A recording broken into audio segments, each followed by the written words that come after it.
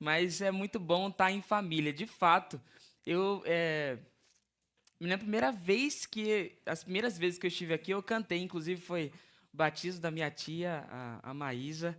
Mas esse lugar é um lugar muito, muito significativo para mim, não só por ter família, mas porque a gente agrega, como a Letícia falou, outras pessoas à família, que é a família de Deus.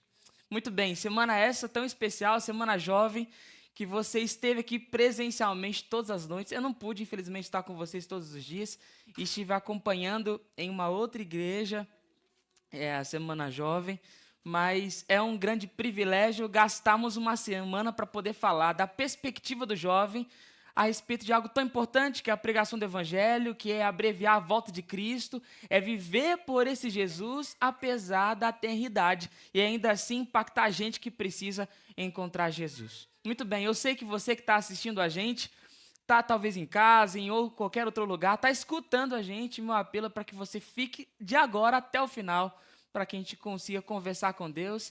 E muito obrigado. Inclusive, obrigado pela água, viu, Lê? Quando eu cheguei aqui na igreja, a gente vai contando os dias, né? Eu estou quase no fim das minhas férias. Quem é professor do Colégio Adventista aí, como a senhorita que está lá atrás, que é prima também, né? Os dias das férias estão acabando. E a gente tem que aproveitar as férias enquanto tem tempo. Então a gente planeja viajar, vai para casa de parente, vai para casa do outro. E é claro que nas férias é assim, né? Você entra com dinheiro e sai sem, total, né? Você chega duro. E eu falei, meu Deus, como é que vai ser, né? E começamos a planejar, eu e minha esposa, para a gente poder visitar, passear e aproveitar os dias das férias. Mas quando cheguei aqui, eu descobri que tem mais férias ainda, né? Porque a Letícia me mostrou, você vai pegar o seu plano de voo. Voo? Você vai viajar? Mas avião aonde aqui? Só tem em Guarulhos avião. Mas o fato é que as férias estão acabando e apesar de estarem acabando, é um privilégio a gente sempre estar perto do povo de Deus. Nessa semana você foi exposto a muitas mensagens. E ao longo dessa trajetória da semana você foi levado a refletir sobre a sua posição aonde você está. Seja o campo missionário que está perto de você, ou o campo missionário que está longe. Independentemente das circunstâncias, Deus nos chama para poder pregar, para poder falar e para poder abreviar a volta de Cristo Jesus. A mensagem cantada que nós escutamos falou exatamente de um projeto missionário de Deus para poder salvar a humanidade, enviando o seu filho para poder, com as marcas nas mãos, na testa e no lado, atestar que existe uma raça decaída, mas que é muito amada por Deus. Você é amado por Deus e Deus te trouxe aqui para poder escutar uma mensagem importante ao seu coração. Mas eu preciso de fazer 2 pedidos. Primeiro pedido, ao longo da mensagem, Deus vai falar com você por meio da Bíblia. E muitas serão as distrações para que você não escute a voz do Senhor. Mas a minha oração, e eu peço que você ore desde já, para que o Espírito fale com você. Esse é um momento extremamente especial e Ele quer tocar em seu coração. Mas o segundo pedido é para que você ore por mim, para que do começo ao final, Deus fale por meio de mim e que a minha voz seja deixada de lado e que o Senhor fale ao seu coração. Por isso eu quero convidar você que está presencialmente, você que está nos acompanhando, para que possamos orar juntos. Oremos. Senhor eterno Deus, a nossa oração é para que o Senhor fale conosco. A sua palavra será aberta, os nossos corações estarão abertos, mas pedimos para que o Senhor toque nos pontos que estão ainda intocáveis, que não foram reformulados pelo Senhor. Estamos em uma semana especial e hoje estamos terminando um processo. Que o Senhor fale conosco. Estamos de ouvidos abertos e por isso oramos em nome de Cristo Jesus. Amém. Abra sua Bíblia então no livro de Apocalipse, capítulo 21. Apocalipse, capítulo 21. Verso 2 e verso 3. Apocalipse, capítulo 21, verso 2 e verso 3.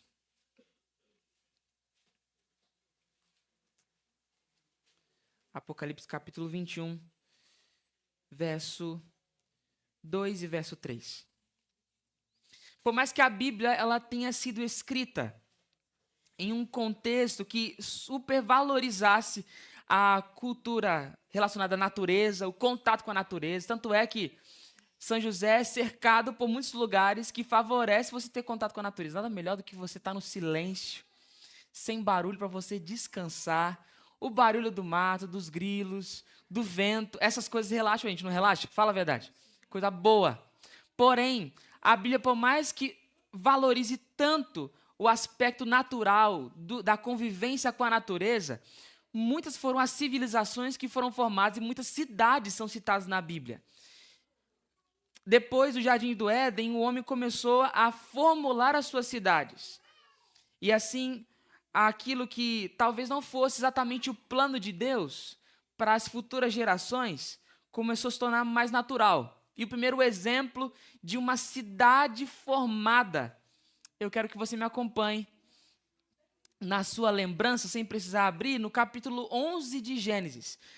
É o lugar onde Nimrod vai edificar, formar. Que nesse lugar vai ser formada a Torre de Babel. Esse movimento de formar um lugar específico, nós conhecemos a história, não foi do agrado de Deus. Mas mesmo sendo do agrado de Deus, ainda assim muitas cidades foram construídas ao longo da história e a mensagem, o evangelho, sempre chegou para essas localidades. Vou lembrar outras coisas com você. Abraão, ele sai de qual cidade? De Ur. Para poder ir para onde?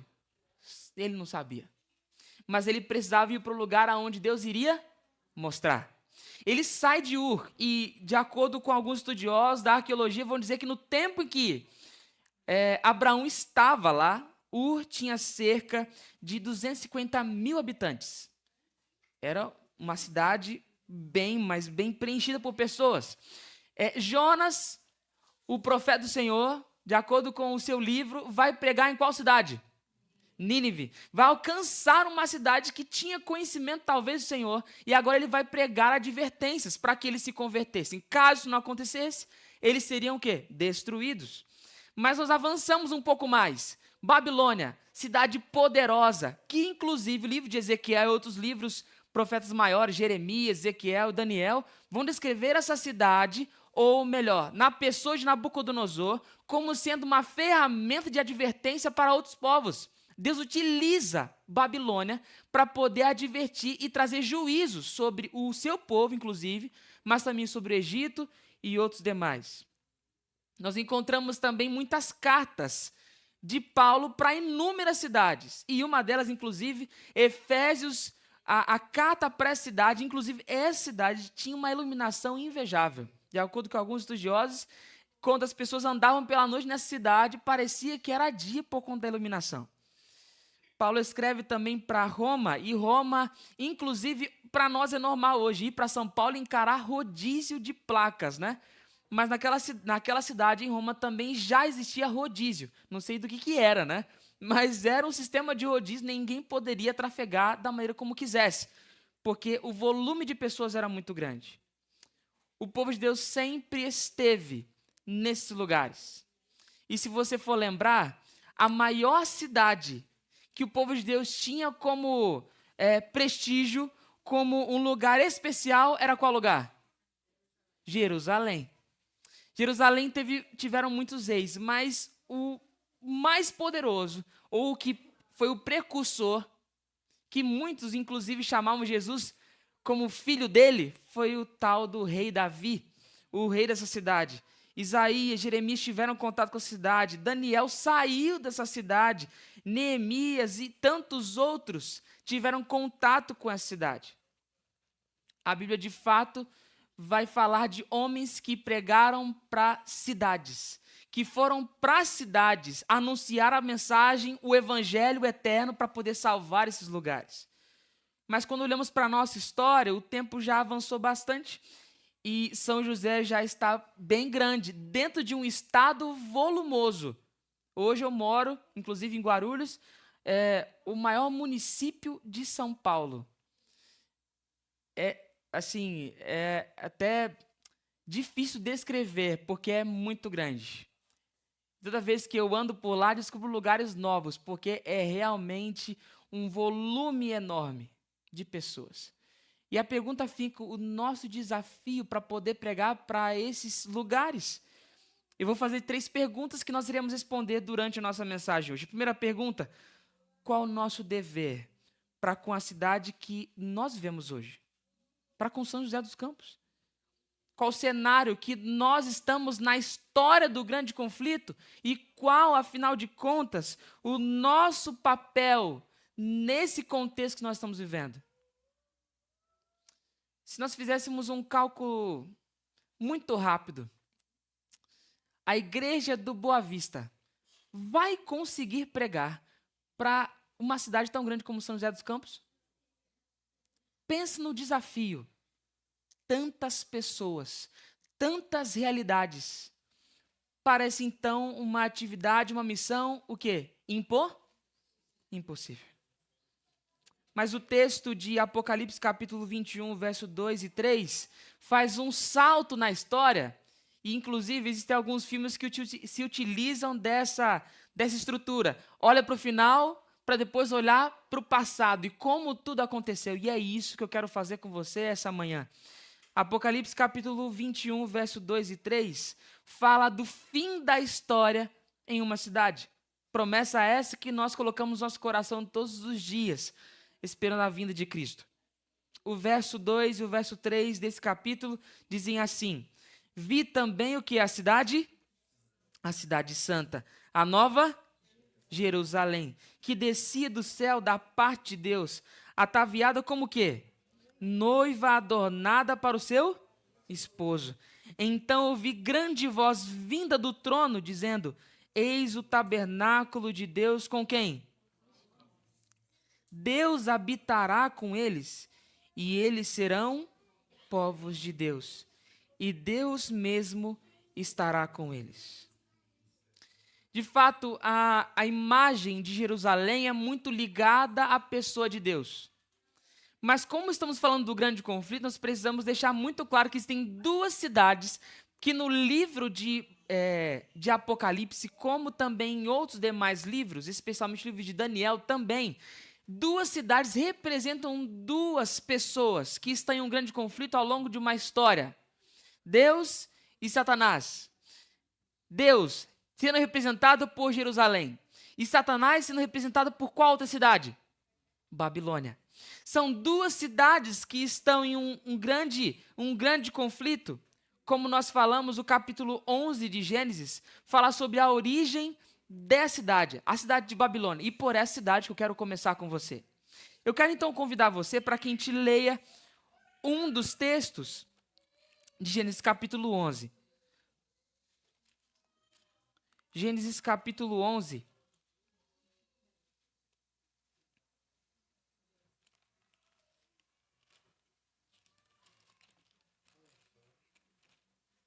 Gênesis capítulo 11, verso 4. O texto diz assim: vinde, edifiquemos para nós uma cidade, uma torre cujo tope chegue até os céus, e tornemos célebre o nosso nome, para que não sejamos espalhados por toda a terra. Nós sabemos que a cidade foi construída na planície de Sinar e os precursores, o originador, Nimrod, vai construir essa cidade.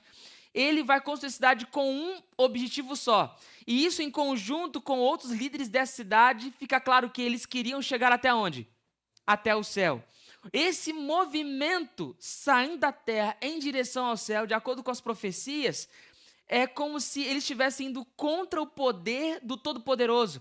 Não era desejo de Deus que cidades fossem construídas como as aglomerações que Nimrod estava fazendo naquele lugar. Mas eles foram contra a vontade de Deus. Então, na planície de Sinar, a Torre de Babel estava sendo construída em oposição à vontade do Senhor. E fica claro, então, que talvez um dito popular nosso, que é quem vê cara não vê coração, se torna muito claro para a cidade. Pode ser bonita, suntuosa e ter uma grande construção, porém o que vai no coração é o que de fato importa. E as escrituras, especialmente o capítulo 11, vai dizer que Deus desce e começa a observar. Inclusive, para as escrituras, essa posição de Deus como sendo um observador é a posição de um juiz. Deus vem julgar essa cidade, assim como ele faz no capítulo 6 de Gênesis, aonde ele olha e vê a humanidade, e assim percebe que eles são violentos, avarentos, cheios de si e vazios de Deus. A mesma coisa acontece de novo com Babel, e parece que o plano de Deus de salvar o povo dele está indo de água abaixo, porque eles não queriam estar preenchidos de Deus, queriam parecer poderosos, fazer grande o nome, mas não queriam ser preenchidos pelo Senhor. Por isso, então, eles vão dizer que eles iriam construir essa cidade para que o nome deles fossem lembrados. Por isso, então, que a palavra Babel dá origem para aquilo que um dia no futuro seria Babilônia. É claro que, quando falamos de Babilônia, nós falamos de uma cidade que teve um dos grandes nomes como Nabucodonosor. Mas Babilônia, profeticamente, nós sabemos, faz muito ligação a sistema religioso que não quer saber de Deus, mas quer saber das doutrinas de Deus ou dos homens? Dos homens. Descartam Deus. É preciso exaltar a nossa maneira de viver, o jeito de a gente encarar a realidade da vida. Por isso que essa cidade, talvez quando olhamos também para Daniel capítulo 3, você vai se lembrar que uma profecia foi dada para Nabucodonosor, um sonho. Vários metais compõem essa estátua, mas o que ele faz? Ele constrói uma estátua construída por apenas um material. Qual material? O ouro. Simbolizando o quê? Que o seu reino seria o quê? Eterno, para sempre. Babilônia, então, o significado de autossuficiência, autonomia, consigo viver sozinho, estou em oposição a Deus e não quero saber de Deus. Porém, como nós trabalhamos, não existe apenas um símbolo nesse grande conflito. Existe Babilônia, mas também existe Jerusalém. E a palavra Jerusalém vem do hebraico Yerushalayim, que quer dizer lugar de paz. Mas nem sempre Jerusalém foi o lugar de Deus. Se você resgatar a história, Abraão ele vai devolver os seus dízimos e ele vai para um sacerdote que também era rei. O nome dele qual que é? Melquisedeque, o rei de Salém, que no futuro vai ser Jerusalém. Então, necessariamente, esse lugar, no início, não era o lugar onde Deus já estava, já era a sua cidade, mas no futuro passa a ser. Só que quando olhamos para Jerusalém, Jerusalém tinha uma função muito simples, o centro da vida do povo. Se você também lembrar algum dos salmos, Jerusalém era o lugar de Sião, onde as pessoas olhavam para onde estava sendo a sua adoração. Era o lugar de oração, onde as pessoas poderiam encontrar paz. Deus havia edificado Jerusalém, porque era o lugar, a sua cidade, para poder alcançar outros povos, que poderiam assim conhecer sobre o Evangelho e sobre as boas novas. Era o lugar aonde a espiritualidade bíblica, aonde nós deixávamos de olhar para nós. Até porque, se falamos de idolatria, naquela época o povo de Deus estava no meio de povos idólatras. E a idolatria leva em consideração que formar imagens para poderem ser adoradas. Exemplos como Baal, que infelizmente contaminaram muitas vezes a adoração do povo de Deus. Mas nós sabemos, aquilo que nós contemplamos, aquilo que nós vemos, transforma o quê? O nosso coração. Nós nos tornamos iguais. Palavras até de Paulo que nós conhecemos. Mas no fim das contas, infelizmente, o lugar aonde Jerusalém estava muitos ao redor não adoravam ao Senhor. E Jerusalém, então, era o convite visível, físico, que a espiritualidade dos povos precisava se voltar para o Senhor. Hoje nós estamos vivendo em um grande conflito. É ou não é? Alguns dias atrás, conversava com um amigo, lembrava alguns acontecimentos. Como estou na escola, hoje, vez ou outra, assuntos que são envolvidos na educação são mais da minha proximidade, estão mais próximos de mim. Na parte sul do nosso país, uma professora é morta por um aluno. A escola deveria, pelo menos, ser o lugar aonde o saber, aonde a educação, aonde o respeito precisavam ser colocados. Mas hoje se tornou o lugar mais vulnerável. Leis como, por exemplo, a restrição do contato com as redes sociais, de acordo com, não me lembro o número da lei específica colocada para o nosso país, especialmente para nossas escolas, a secretária de Educação do país vai dizer que os impactos quanto às redes sociais na mente das crianças são horríveis e por isso é preciso retirar, porque é um movimento de preservação. O mundo hoje está caótico. E por mais que a Jerusalém física não esteja entre nós, porque ainda é uma profecia para o futuro, hoje o mundo carece de paz. O mundo carece de Deus. E no grande conflito as pessoas procuram encher o vazio que elas possuem. Será que talvez não tenha ficado claro para mim e para você que fora da igreja, em outros lugares, a cidade onde nós moramos, muitas pessoas estão pedindo por socorro? Alguns dias atrás estava em São Paulo prestigiando um amigo que estava pregando, inclusive, uma semana de oração, e nós voltávamos para casa, por morar em Guarulhos, o caminho de 1 hora, e nós passávamos por um lugar que estava cheio, o tráfego estava pesado, e subitamente meus olhos foram levados para cima, porque os bombeiros estavam em cima da ponte, e uma moça estava virada de costas para baixo, olhando para os bombeiros, a ponto de se jogar.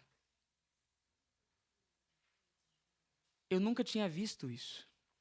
De fato, nós sabemos que isso acontece e não são poucas vezes. Mas as pessoas estão carecendo por paz. E a maneira como elas encontram para poder encontrar paz é poder tirar a sua própria vida, tirando também a sua dor interior. Deus precisa de mim e de você. Nós não somos daqui. Nosso lugar não é aqui. E por este lugar não ser nosso, nós não pertencemos a esse lugar, pertencemos a uma outra pátria, a uma outra cidade que tem por nome lugar de paz. Então, de fato, o mundo precisa de pessoas que carregam em seus peitos a paz.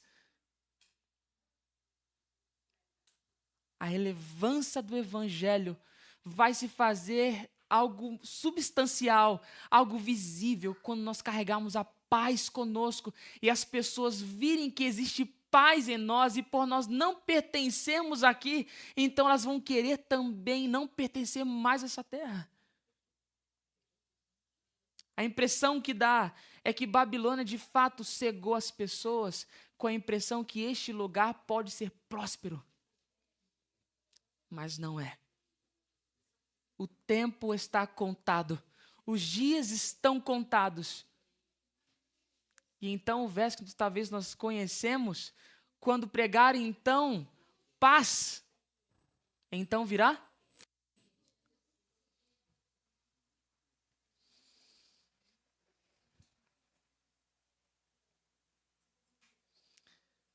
Quando falamos de Jerusalém, nós não falamos de um lugar perfeito. Você sabe que ao longo da trajetória do povo de Deus, eles tiveram altos e baixos. Até porque foram seres humanos como eu e você, com erros, pecados, muitos desafios internos. E a voz profética, por meio de profetas que falaram, que advertiram, foi um movimento constante de Deus para com o seu povo. Um livro que deixa muito claro as mazelas do povo e a situação que a cidade de Jerusalém se encontrava perto ou diante do exílio que eles passavam com Nabucodonosor, é o livro de Ezequiel. Talvez não seja um dos livros mais visitados por muitos cristãos, mas o fato é que Ezequiel mostra de fato quem nós somos como povo de Deus. Nessas férias eu escolhi esse livro para poder ler e estudar. E quanto mais a gente olha para as Escrituras, a gente percebe de fato quem nós somos, não é verdade? O quanto a gente precisa de Deus, o quanto a gente está longe do ideal de Deus, o quanto a gente precisa de paz. Mas o lugar que precisava de paz nem sempre teve paz. Em Ezequiel, capítulo 16, eu quero citar com vocês, se você puder abrir a sua Bíblia junto comigo. Ezequiel, capítulo 16.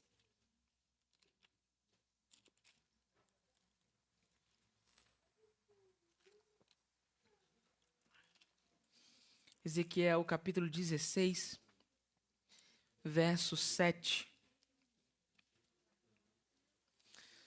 As profecias, elas se utilizam de alguns símbolos. E se você, um dia, se planejar a ler esse livro, você vai entender o que eu estou dizendo. O livro de Ezequiel tem muitas, mas muitas maneiras de ligar com o livro de Apocalipse e os demais livros proféticos, porque existem muitos símbolos que são usados pelos demais profetas. E nós sabemos que o povo de Deus tem por cima da profecia uma mulher, que é, vamos dizer assim, a esposa do Senhor ou esposa do noivo, que vem para poder cuidar e protegê-la. E o livro de Ezequiel utiliza muitas imagens, inclusive essa. Se você ler comigo, você vai perceber que no verso 7, Deus talvez não seja descrito como um noivo, um esposo, mas talvez com um caráter paterno, de cuidado. Note, vamos lá. Verso 7. Eu te fiz multiplicar como renovo do campo, cresceste e te engrandeceste e chegaste a grande formosura. Formaram os teus seios e te cresceram cabelos, no entanto estavas nu e descoberta. Então, os demais versos por seguir, que a gente não vai acabar lendo por conta do tempo, vai descrever Deus cuidando de uma mulher que havia nascido em situação horrível, estava ensanguentada, e Deus vai tomar essa criança, vai cuidar, vai limpar, deixar ela bela. Ela cresce, se torna mulher linda, formosa, e os versos por seguir vão descrever um Deus que está colocando vestes, dando dignidade para essa mulher, dando assim ouro para que ela possa se vestir e ficar mais bela ainda. Porém, um dado momento da sua vida, essa mulher começa a se dar em casamento com outros homens e a prostituição começa a acontecer. De fato, Ezequiel está descrevendo uma sociedade, um povo que era de fato o povo de Deus, mas eles não queriam se identificar como povo de Deus, até porque a prostituição, biblicamente falando, está relacionada à idolatria. Adorar outros deuses. O livro ainda vai descrever que o santuário, que era o lugar onde Deus habitava, havia sido transformado. Eu sei que as donas de casa vão me entender agora. Às vezes você chega em casa, nossa, mas podia mudar isso, né? E os homens ficam loucos com isso, né? Porque coisa estava num lugar, vai para outro lugar, sofá que estava no lado, vai para o outro, é assim mesmo. Mas o povo de Deus toma a casa que é do Senhor e começam a pintar nas paredes imagens de outros deuses.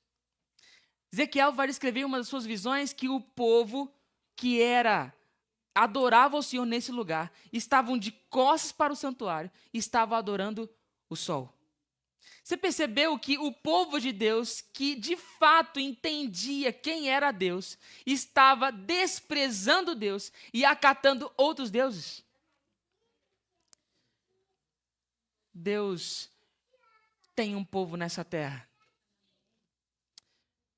E eu não digo exatamente da Igreja Adventista do Sétimo Dia. De fato, nós estamos dispostos a poder obedecer à palavra do Senhor e a acatar a sua vontade para nós. Mas nós sabemos que um dia não existirá exatamente igreja adventista. Nós formaremos um povo que estará disposto a guardar os mandamentos de Deus e disposto a obedecer o testemunho de Jesus, que é o Espírito de profecia. No fim das contas, Deus quer um povo que esteja disposto a obedecê-lo, mas às vezes o povo não está disposto a poder obedecer. Jonas pregou para uma cidade que se converteu e que não era exatamente como os judeus pensavam, o povo de Deus, mas eles se converteram para uma mensagem que os judeus já sabiam. Onde eu quero chegar com você é exatamente o seguinte: muitos de nós talvez estejam dormindo com a falsa impressão de pertencermos exatamente ao povo de Deus e sermos denominados o povo que estuda a Bíblia. Porém, se nós apenas acatarmos a nomenclatura povo que estuda a Bíblia e nós não obedecemos a sua vontade, nós nos tornaremos também como o povo de Israel, que estava no santuário, que via o poder de Deus, a glória de Deus descendo sobre o santuário, mas desprezaram tudo. E por isso sérias consequências começaram a cair sobre o povo.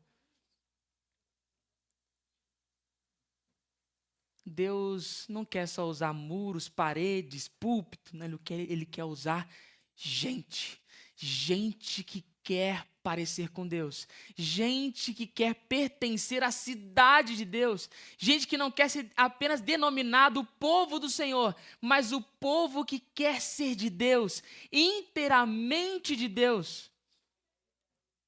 Não quer só beleza exterior, mas quer ter um coração não de pedra, mas de carne, quer não ter mais uma mente insubmissa, quer ter um espírito submisso à vontade do Senhor. Se nós queremos pregar para São José, e aqui eu vou partir do termo geral para um termo mais específico, se você quer pregar para o seu vizinho, se você quer pregar para um parente que não está mais na casa de Deus, se você quer pregar para alguém que você talvez esteja lembrando de um nome exatamente agora, de alguém que precisa encontrar o Senhor, então você precisa permitir que o Senhor transforme o seu coração. De fato, pregar para uma cidade inteira que tem tantos habitantes, e de acordo com o último dado, 2024, 1º de julho, a Prefeitura de São José trouxe o dado seguinte: nossa cidade possui cerca de 724.756 habitantes. É muita gente. Deus se importa com essa cidade. Mas, antes de tudo, Ele se importa com o seu povo. Ele se importa com você. E a pergunta que eu quero te fazer agora: o que você está fazendo como jovem, e agora a gente falou do Dia dos Avós, como um avô, como um pai, como um homem, como mulher, como filho e filha de Deus, para poder falar para uma geração que precisa de paz. O que você está fazendo? O que você está fazendo? É claro que, por mais que o povo seja uma ferramenta falha, com muitos defeitos, Deus ainda utilizou Jerusalém tantas vezes. Deus ainda teve misericórdia tantas vezes. E no livro de Ezequiel, me parece que se torna tão real porque a expressão por amor de mim mesmo é relembrada tantas vezes. Não é pelo amor que vocês me dão, é pelo amor que eu tenho. E vocês não precisam me oferecer nada. Eu quero vocês. Eu quero usar vocês. Protestantismo evangélico, no nosso contexto, fala muito da salvação voltada para o individualismo.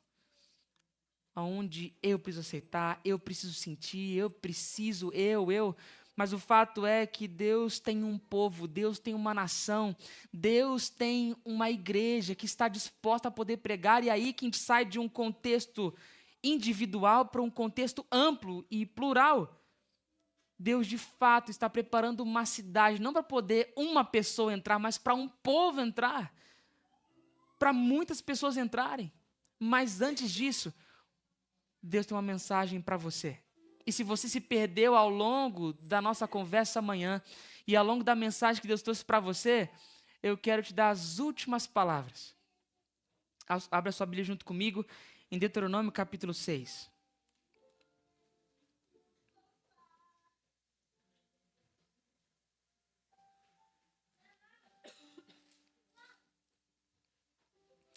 Deuteronômio capítulo 6, verso 4 a 6, diz assim.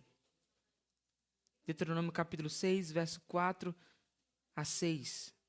Moisés escreveu assim e disse para o povo: ouve Israel, ó Senhor, nosso Deus é o único Senhor. Amarás, pois, o Senhor teu Deus de todo o seu coração, de toda a sua alma e de toda a tua força. E essas palavras que hoje te ordeno estarão no teu coração. Moisés diz isso para uma geração que estava prestes a entrar em Canaã. E Canaã era um lugar com muitas cidades, cidades ricas, prosperidade, porque a terra manava leite e mel, mas era um lugar idólatra.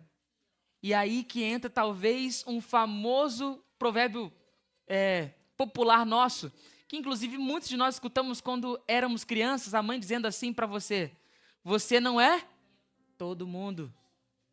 Poxa, mãe, mas todo mundo vai. Mas você não é todo mundo.